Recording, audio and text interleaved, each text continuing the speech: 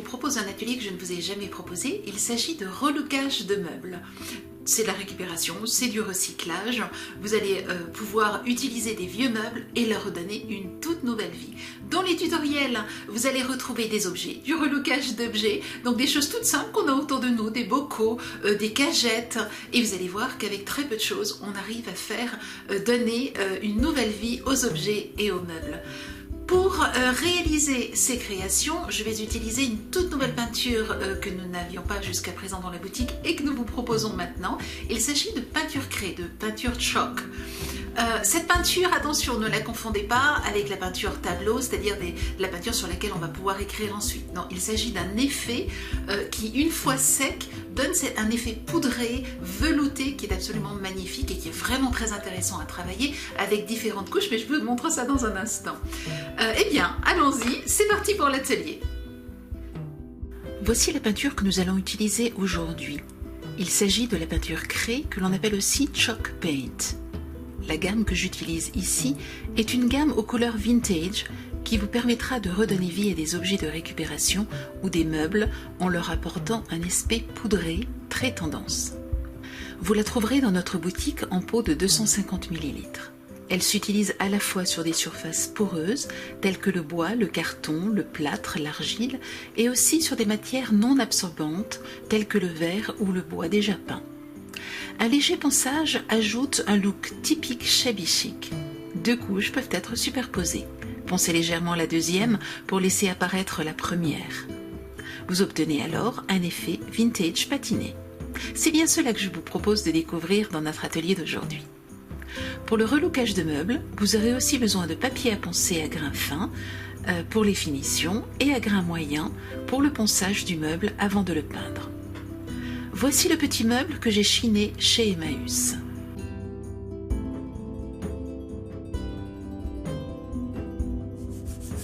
Je commence à bien le poncer en respectant le sens des nervures du bois. J'enlève ensuite bien toute la poussière. Une fois que cela est fait, je passe un chiffon à peine humide pour enlever les fines particules qui seraient restées sur le bois. Je laisse sécher puis vérifie au toucher que le bois n'a plus du tout de poussière. Une fois que mon meuble est bien propre et sec, je choisis mes peintures. Ici, je vais utiliser du gris pour le meuble, puis de la peinture couleur vanille, du rose et du bleu pour les tiroirs.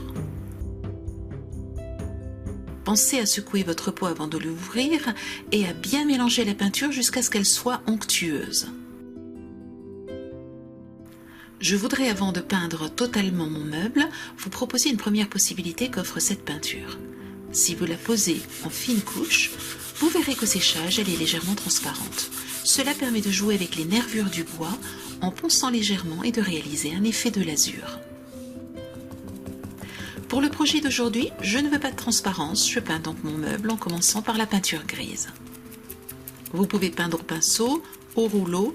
Ici, j'ai pris ce que j'avais sous la main, c'est-à-dire un pinceau mousse. Je trouve d'ailleurs qu'il permet à la peinture d'être plus couvrante et de moins laisser de traces. Un pinceau mousse en rouleau est aussi parfait pour ce type de création.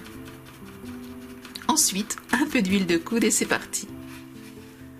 Une fois que la peinture grise est posée, je passe au tiroir et je les peins en rose, en jaune et en bleu.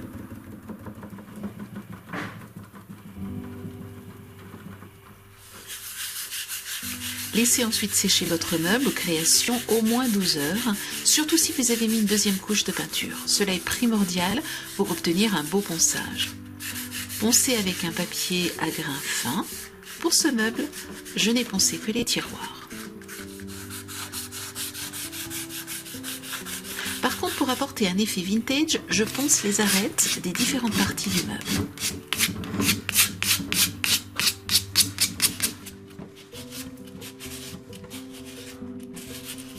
Je triche un peu pour les pieds qui ici sont en métal. Je passe un pinceau de peinture blanche presque sec afin de faire ressortir les reliefs de la décoration. Voici maintenant une autre technique, ou plutôt une technique complémentaire. Voici une chaise toute simple que j'ai peinte en blanc. Vous retrouverez tous les détails de ce relookage dans les tutoriels. J'ai bien laissé sécher cette première couche de blanc, puis j'ai passé une deuxième couche de peinture. Ici, 3 coloris différents. Une fois que la peinture est bien sèche, je vais maintenant poncer la chaise et faire apparaître tantôt le bois naturel, tantôt la couche de peinture blanche. Cela donnera l'impression que ma chaise a été patinée par le temps. Vous pouvez tout à fait faire cette technique sur du verre. Ici, un simple bocal sur lequel j'ai commencé par écrire un texte avec de la peinture à relief pour le textile. J'ai bien laissé sécher, ensuite j'ai peint le bocal en blanc. J'ai à nouveau laissé sécher la peinture blanche. Je peux maintenant poncer la peinture rose pour faire ressortir le blanc. Allez-y tout doucement et petit à petit, enlevez la couche de peinture rose pour laisser apparaître la couche de peinture blanche. Vous pouvez aussi poncer davantage jusqu'au vert et là vous aurez un autre effet. Je vous donne là encore toutes les précisions concernant cette création dans un tutoriel.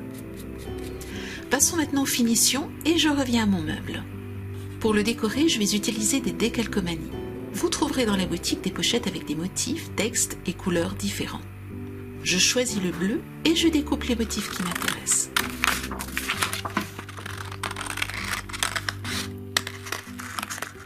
Je place un motif dans une coupelle d'eau pendant 1 minute. Puis je fais glisser le motif sur le meuble.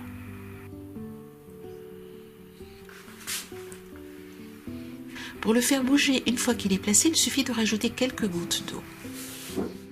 Il se décollera et vous pourrez alors le bouger pour le mettre exactement dans la position souhaitée. Vous pouvez même mettre un petit peu d'eau sur votre support avant de déposer le décalcomanie. Vous verrez que là, ce sera tout simple. Vous allez pouvoir le bouger et le mettre exactement à l'emplacement désiré.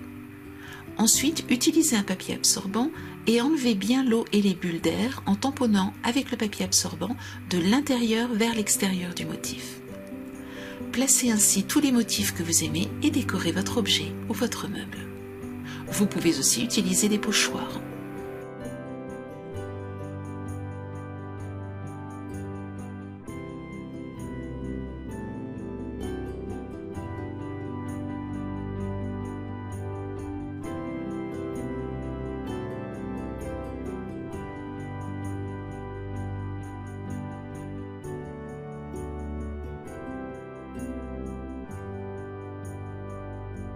Replacez les poignées du meuble.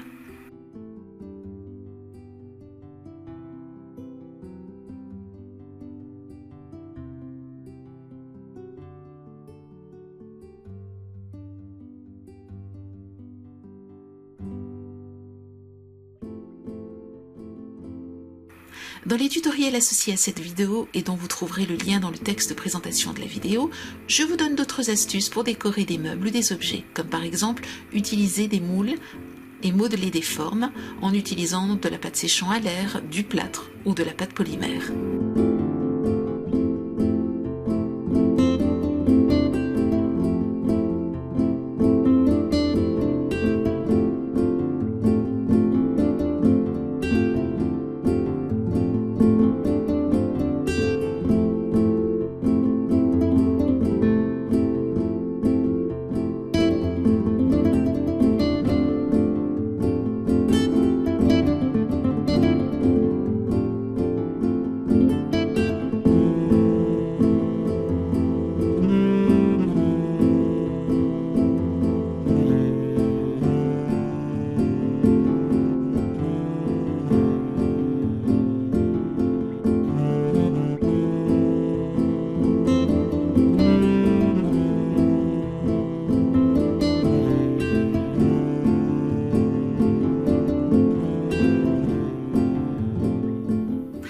Vous retrouvez dans la boutique tous les produits que j'ai utilisés dans cet atelier et dans les tutoriels associés. Je vous souhaite une très belle semaine créative et je vous dis à très bientôt.